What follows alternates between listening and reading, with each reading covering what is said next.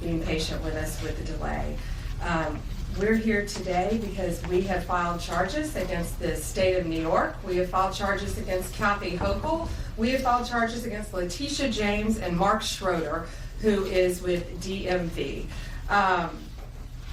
This is a new DOJ, and we are taking steps to protect Americans, American citizens, and angel moms, like the mom standing right behind me, who you're going to hear from in a moment.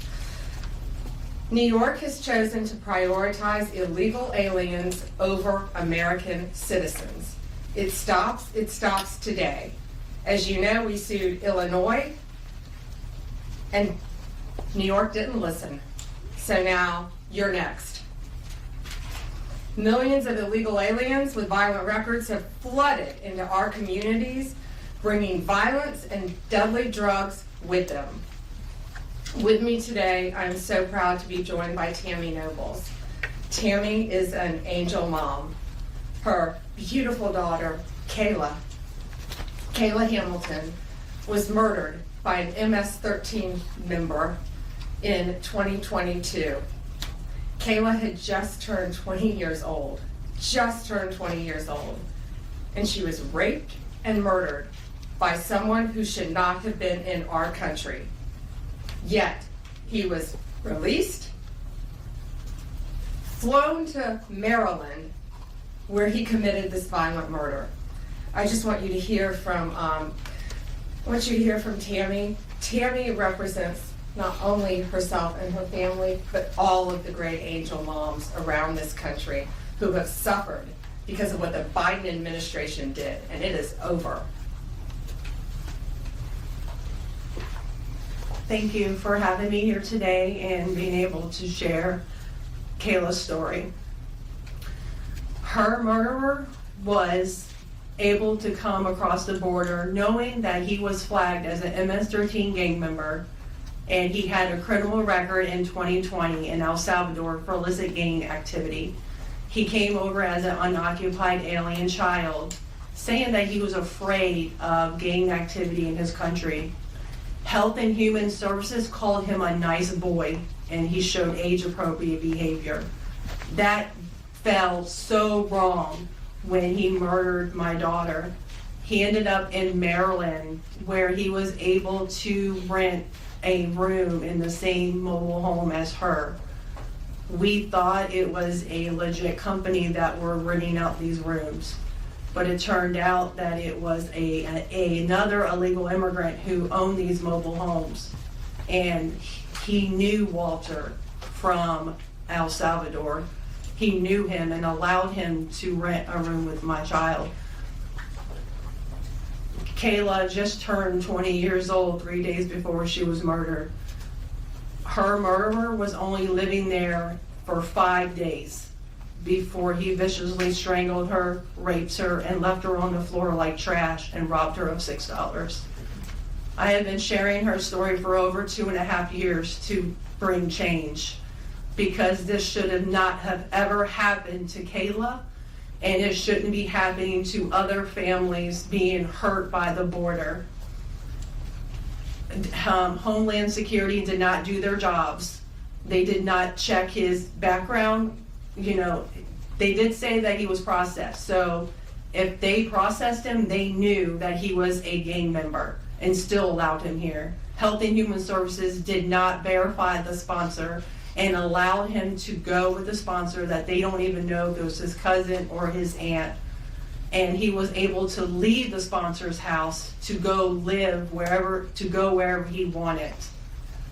And I am going to continue sharing Kayla's story to help save others and to bring awareness of what was happening under the Biden-Harris administration. And I'm so thankful for Pam having me here today, and I'm so thankful for the opportunities I got from Trump and any other platform, people who allowed me to share her story, because this is going to end. No other parent should suffer by having their child murdered by somebody that shouldn't be here. And I'm gonna continue, sharing it. And for Kayla, you know, and also for others. Thank you. And it's my understanding that he also admitted to other murders, correct? Multiple Yes, murders. he wrote a letter, and it was intercepted in jail that he committed 4 murders and 2 rapes. And that's who we were letting walk into our country. And that's why President Trump has directed this to stop. And if you don't comply with federal law, we will hold you accountable. We did it to Illinois, strike 1. Strike 2 is New York. And if you are a state not complying with federal law, you're next, get ready.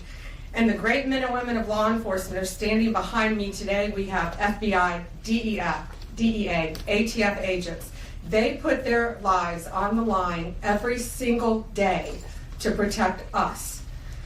And what New York has, they have green light laws, meaning they're giving a green light to any illegal alien in New York where law enforcement officers cannot check their identity if they pull them over. Law enforcement officers do not have access to their background.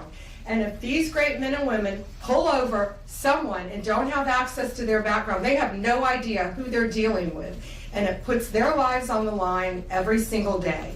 Violent criminals, gang members, drug traffickers, human smugglers will no longer terrorize the American people. And that is why we are here today.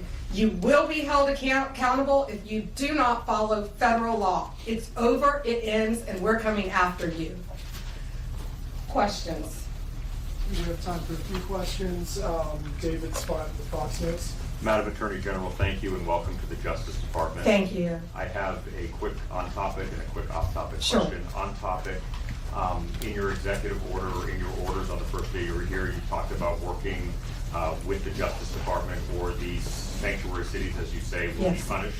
Today you're putting people on notice. Right now, we're just lawsuits. Is this going to go further? What kind of punishment are we talking about? Is there any grounds to charge individuals, charge politicians? How far is this going to go? Well, we're going to see what they do next, David. We have sued them all. We've personally sued the governor, the Attorney General Letitia James, and Mark Schroeder with DMV because he has the green light laws. So what they have to do, they have to start complying with federal law.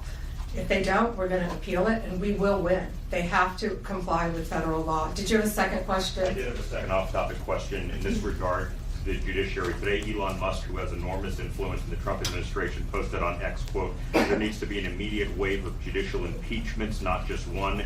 As the Attorney General of the United States, how do you respond to that? Shouldn't the process work out in the courts before we talk about judicial impeachments? I mean, these are just TROs now at this time. Shouldn't these just play out?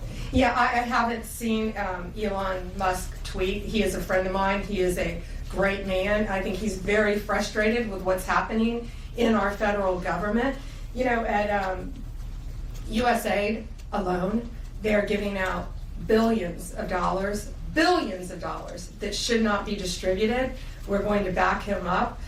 You know, we work our whole lives in this country, and we all pay taxes in this country. And for people to find out that $2 million is going to Guatemala for sex changes is outrageous. And we're going to back up Elon Musk every way we can. That includes lawsuits against these people who are doing that, and we will be successful. Do you have concerns about judicial impeachments? That's not going to happen now. We're going to look at everything. We're going to follow the law right now. We're going to follow the process. These are federal judges with lifetime appointments, but they will be struck down ultimately by the Supreme Court of the United States if the appellate courts don't follow the law as well. Alana Richard, the AP. Hi. I also have an on-topic and an off-topic. Sure. First of all, can you just briefly walk us through what the legal claims are you're